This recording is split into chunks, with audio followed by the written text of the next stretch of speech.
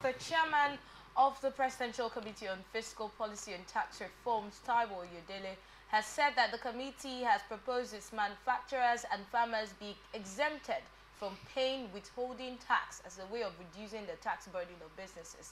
Now, he disclosed during a public consultation workshop on the proposed changes to the national tax policy in Lagos.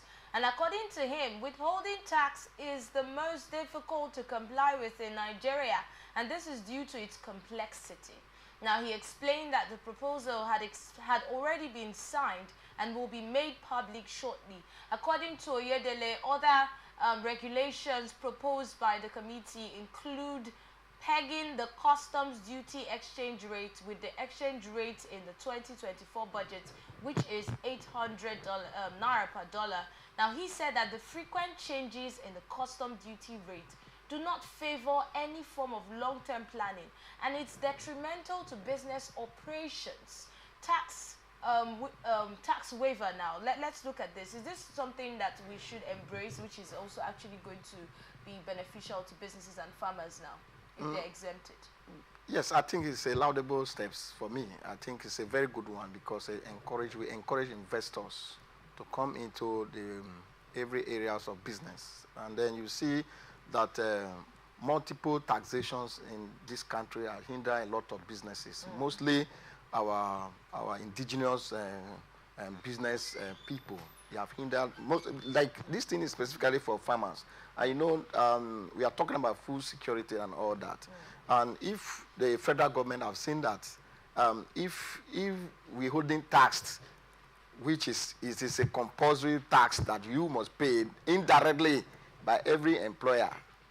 Every employer has to pay, because if they accumulate it like they do in when you have the annual return and all that as a corporate entity, but as an individual, if they can do that and reduce it, it will also encourage business people to come into business. It's a way that we are talking about the economic policy of Mr. President. If this is one of the ways that you can encourage business people, it's a very good one for me. But like the doctor have said, that it shouldn't be talk, it should be actions at times. Yeah, I was actually going to ask if you see this being implemented. We have complained too much about talks and meetings and programs and policies, but the implementation. He just mentioned that they have agreed, they have signed, that they will make public known. We don't know how soon. It can be in the next 2, 4, 5 years. We don't know how soon. So for me, it's a good step. The idea is wonderful. It will help encourage young entrepreneurs to come into business. Mostly, some of us are looking at the agricultural sector, and some people are looking at that area. If they see that the tax on that area has been managed to some extent, I think it's very, very good for me. All right. Yes, Dr. John, for you.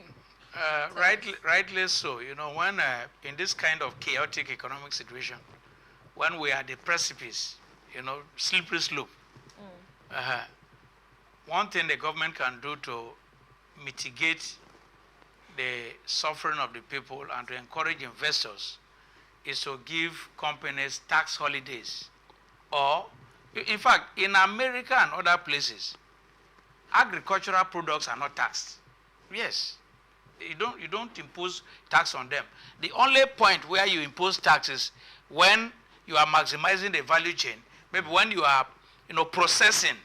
But if today you are producing corn, nobody will tax you for producing corn. But it is when you want to use that corn to produce cornflakes and so on, like Indomie companies, it is at that point you begin to pay what? Tax. But remember, in Nigeria, Nigeria is essentially a country that is suffering from what we call the Dutch disease. Nigeria is essentially a primary food crop producer. We don't, all the manufacturing industries are gone. We used to have a cabin biscuit. We used to have so many companies producing processing companies. They are all gone. So, while I want to commend the federal government for coming up with this initiative, we also want to see how this will impact positively on SMEs and other investors. Moreover, our Naira, this morning, they said, I think, 1,514 Naira now exchanges for $1. Nigeria is a wonderful country. Very wonderful. This is a period I expect the federal government to declare economic emergency in this country. We are sinking. Nigeria is sinking. Tax holiday or reduction of tax or not, who will withholding tax from, it will not help. Dr. John, yes. I remember once when you were here, in fact, when I wanted to call you in for this story, I was going to say that you were saying give tax holidays to businesses. Let's encourage businesses to grow. Let's encourage business. And this is a move. It just seems like the government actually heard what you were saying that day, and now you're saying this. No, don't. As much as no. What I'm saying is that it is not the situation we are now. We are in a state of emergency. If Nigeria were a patient in the hospital, that person Nigeria should have been in intensive care unit. So tax holiday or withholding tax in agric and so on is just a palliative measure. The fundamental issues have not been addressed. What are the fundamental issues? The fundamental issues are, number one, the forex regime is evil in Nigeria. Number two, the subsidy regime is a monster. Number three, the cost of living crisis we are facing is unimaginable. Nigerians are metaphorically in Gehenna, hell. What are the measures that you expect the government to take when you say call for Number one, revisit this minimum wage issue. Number two, stop. See, the leaders, we will come to that now, where they say they want to buy jet and so on. Our leaders should be sensitive enough to wear the shoes of the ordinary people. You stay in Abuja and live a lavish lifestyle, not knowing what the rural folks are suffering, cholera outbreak and so on. So I expect the second one now. Before you move on to the third and the fourth and the fifth, let's start from the very first thing you have mentioned, which is the minimum wage. Yes. The minimum wage issue. Let me come to you now, Royal Chief. The minimum wage issue has been a debate for some time now amongst Nigerians now, not just Labour and the federal government. Now, some people believe that, yes, the cost of living is high right now, and the economy is not smiling at Nigerians. Nigerians cannot even eat 2 square meals, some Nigerians now, or the norm. And then they are saying increase the minimum wage like Labour has requested. But then we have other people on the other side who are saying if the minimum wage is increased right now, to whatever amounts the federal government are requesting or saying they will, that costs of goods will go up. That inflation will now be another issue. We'll be looking at more inflation in Nigeria if the minimum wage is actually increased. So what do you think about these two sides, and what do you think the federal government should do at the moment? I think what we talk about, let me go back to the Brace Commissions. I was expecting a thing like this from the Brace Commission, that we have come together as Niger Delta states. This minimum wage is something that we need to look at. If they start to look at it from a regional perspective, things will start flowing. You know, when we allow all the burden from the federal government and the state government refuse to take responsibilities of our citizens, it becomes a concern. Because if you talk about minimum wage, like for me, minimum wage only go directly to those that have been employed by the federal government. And majority of Nigerians, let's forget about the unemployed Nigerians that work in the private sector. What happened to those people? Are you getting me? So now, if inflation, like now we're not talking about minimum wage, are we not on the high side? Inflation is not on the high side. How come will it affect the minimum wage? We are talking about living standard of your people. Living minimum wage in Nigeria. So if you think, if you increase the wages of your people, that indirectly it will affect the economy of the country, for me, I don't think that's as a good analysis that we must go by. Because looking at the conditions of things, how could the federal government or the government, any state government can come up with policies that other people will be enviable to adopt? You can come up to say, okay, in my state, this minimum wage, look at the areas I'm going to implement it, look at what I'm trying to do, which is mandated by law as a governor of a state.